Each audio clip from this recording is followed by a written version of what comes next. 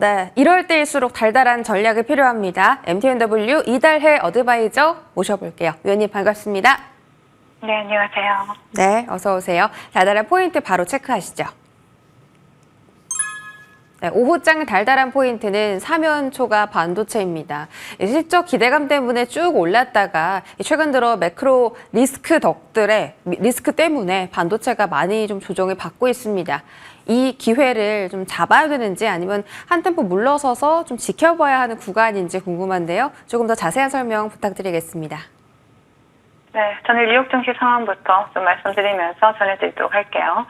전일 뉴욕 증시는 반도체 섹터에 대한 악재가 쏟아져 나오면서 기술주들이 급락세를 나타냈죠.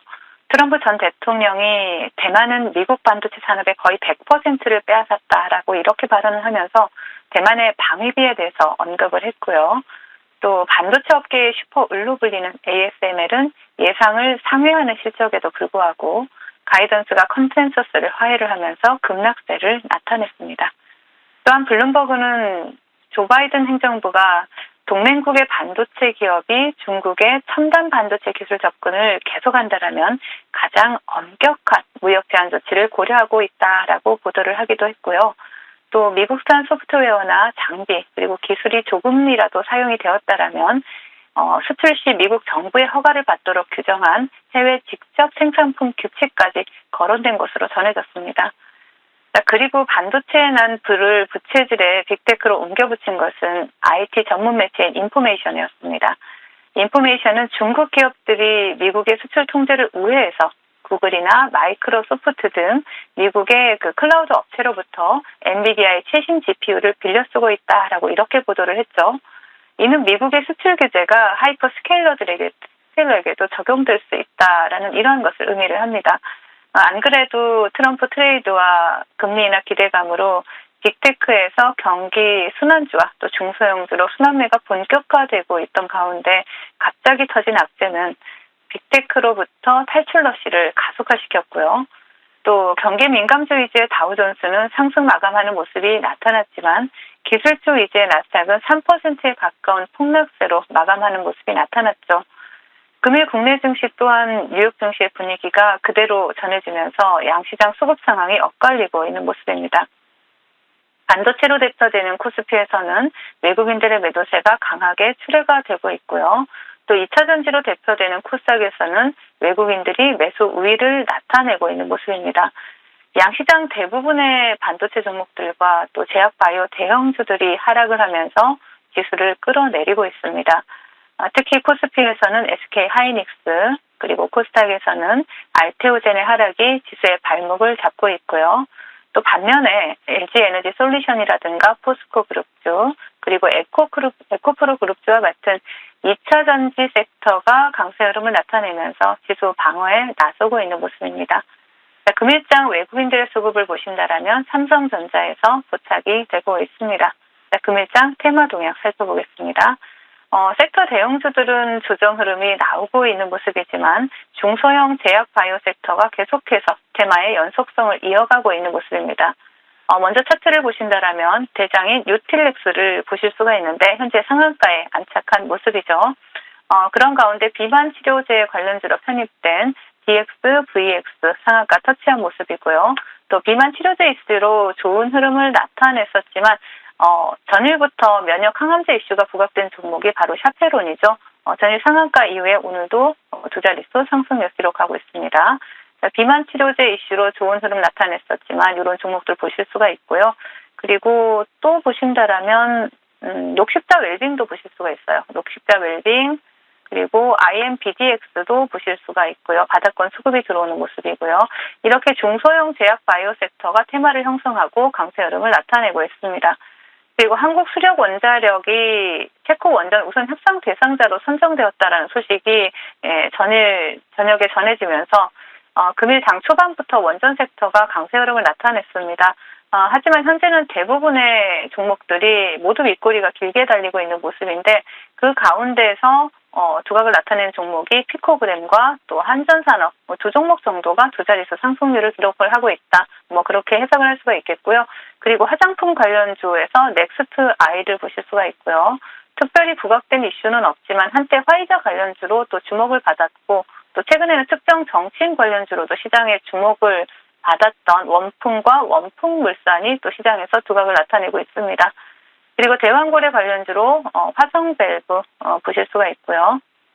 또 2분기 역대 최고 매출 달성으로 전일 상한가에 안착했던 마이크로 LED 관련주인 서울 바이오시스가 오늘도 주자릿수 상승률을 기록을 하고 있는 모습입니다.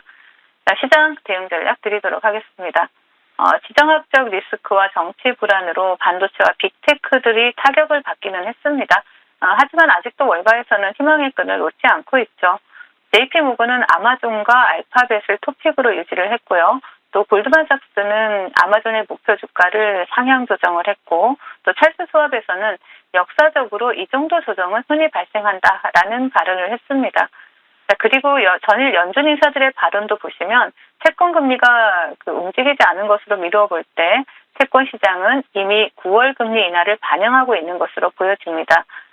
현재 자산 시장의 이러한 혼란은 아무래도 미국의 대선이 끝나기 전까지 계속될 것으로 보여지고요. 7월 들어서 계속해서 시장을 보수적으로 바라보자라고 말씀을 드렸고 또 변동성의 확대는 위기일 수도 있겠지만 우리에게 기회일 수도 있다라고 말씀을 드렸습니다. 중장기 투자를 하시는 투자자분들은 섣불리 추가 매수를 하시기보다는 확인하고 매수해도 늦지 않다라는 사실을 기억을 해주시고요. 또 단기 스윙을 하시는 분들은 평소보다 조금 더 빠른 대응으로 시장에 대처해 나가시면서 달달한 수익은 줄 때 챙기자라는 전략으로 대응하시면 좋을 것 같습니다. 네, 이러한 변동성은 미 대선 때까지 계속될 것이다. 방망이를 지금보다 더 짧게 잡고 대응하자라는 전략 주셨습니다. AS로 넘어가 보면요. 비트코인이 최근 들어 급등했습니다. 그와 관련해서 갤럭시와 머니트리 주셨고요. 오늘 이 종목이 이렇게 시장이 안 좋은데도 장중에 8% 급등 나왔습니다. 어제에 이어 추가 상승이고요. 현재까지 수익률 10%인데요. 여전히 목표가까지 홀딩할까요? 네, 전일 동종목을 말씀드렸고, 또 시장이 좋지 않음에도 불구하고, 또 하루 만에 또 10% 수익을 또 챙겨드리고 있는데요. 물론 목표가까지 충분히 도달할 수 있는 종목입니다. 하지만 현 시장이 윗꼬리가 계속 달리는 그러한 시장임을 감안을 한다라면 수익 줄 때 1%라도 챙기고 나머지 또 목표가까지 홀딩하는 전략도 좋아 보이는 시장입니다. 최근에 비트코인 가상화폐 쪽이 상승을 하면서 관련주들이 동반해서 상승하는 모습들이 나타나고 있는데 갤럭시와 머니터리 차트를 보시면요. 바닥권에서 대량의 수급 매집이 포착이 되었기 때문에 조정 구간이 조금 나온다 하더라도 추세는 상방으로 계속 이어갈 것으로 보이기 때문에 목표가 9,800원까지 그대로 홀딩하시면서 수익 챙겨가자라는 전략 제시해드리겠습니다. 네, 줄 때 챙겨야 하는 장이기 때문에 일부 수익 챙겼고요. 나머지 물량은 9,800원까지 다시 한번 끌고 가 보겠습니다. 다음 종목은 서전기전입니다. 드디어 한수원이 체코의 우선 협상자로 선정이 되면서 오늘 아침에는 원전 종목들이 난리가 났습니다. 이 종목도 상한가 근처인 27%까지 올랐는데요. 역시나 좀 변동성이 있는 장이기 때문에 상승분 반납했지만 위원님 말씀처럼 줄 때 챙겼으면 또 하루 만에 단기간에 큰 수익 챙겼겠죠. 추가적인 대응은 어떻게 할까요? 네, 일단 원전 관련주들은 장 초반에 굉장히 급등하는 갭을 크게 띄우는 모습들이 나타났고요. 그리고 또 체코 원전 수주 이슈로 장 초반에 또 상당히 좋은 흐름을 나타냈죠. 또 최종적으로 수주에 성공한다라면 역대 최대 규모의 원전 수출이다라는 사실 좀 체크를 해보시면서 대응해 보실 필요가 있겠는데요. 서전기전 차트 보신다라면은 동종목 같은 경우는 최근의 고점이 8,500원 정도의 라인이었습니다. 이 라인을 돌파를 하지 못한다면 계속해서 매물이 출회될 수 있는 자리다라는 부분을 감안을 하신다면 금일 이 고점에서 또 수익을 챙기는 게 어쩌면 당연하다라고 볼 수 있는 그런 흐름이기도 했습니다. 자, 동종목 같은 경우에는 다시 재매수 관점으로 본다라고 한다라면 이 6,000원, 6,400원 부분을 이탈하지 않는 게 굉장히 중요하고요. 그리고 원전 쪽은 조금 더 우리가 적극적으로 매매하기보다는 충분히 저점을 잡아줄 때 혹은 대장주 위주로 매매하시는 것이 좋은 섹터다라고 말씀을 드리고요. 일단 서전기전 매물대에서 일단 수익 챙기신 분들을 축하드리겠습니다. 네, 6,400원 이탈 여부 꼭 확인하자라고 덧붙여 주셨습니다. AS 받아봤고요. 오늘 달달한 종목도 바로 공개해 주시죠. 네, SY 준비를 해봤습니다. 최근에 제가 우크라 재건 관련에 대해서 굉장히 많이 말씀을 드리고 있는데 SY 같은 경우에는 우리가 과거에 모듈러 주택 대장으로 우크라이나 재건 가운데서도 모듈러 주택 대장으로 또 움직였던 그러한 종목이기도 합니다. 샌드위치 패널을 제조하거나 판매를 하고 있고 동사 같은 경우에는 일단 뭐 최근에 제가 추천드렸던 SY 스틸텍의 최대 주주가 또 SY죠. 그렇기 때문에 또 SY도 또 우크라 재건주로 같이 또 볼 수가 있습니다. SY 차트를 보신다라면요, 동종목 같은 경우에는 최근에 또 바닥권에서 또 수급이 유입되었고, 과거 같으면 대장으로 움직였는데 지금은 좀 후발주의 흐름을 나타내고 있지만 언제든 대장으로 치고 나갈 수 있는 끼가 있는 종목입니다. 동종목 목표가는 6,300원을 제시를 해드리겠고요. 손절가는 4,300원 제시해드리도록 하겠습니다. 네, 얼마 전에 우크라 재건주로 큰 수익을 봤는데 또 다시 한번 재건주 SY 선택해 주셨습니다. 목표 가격까지 좋은 흐름 기대할게요. 지금까지 이달의 위원님과 함께했습니다. 고맙습니다.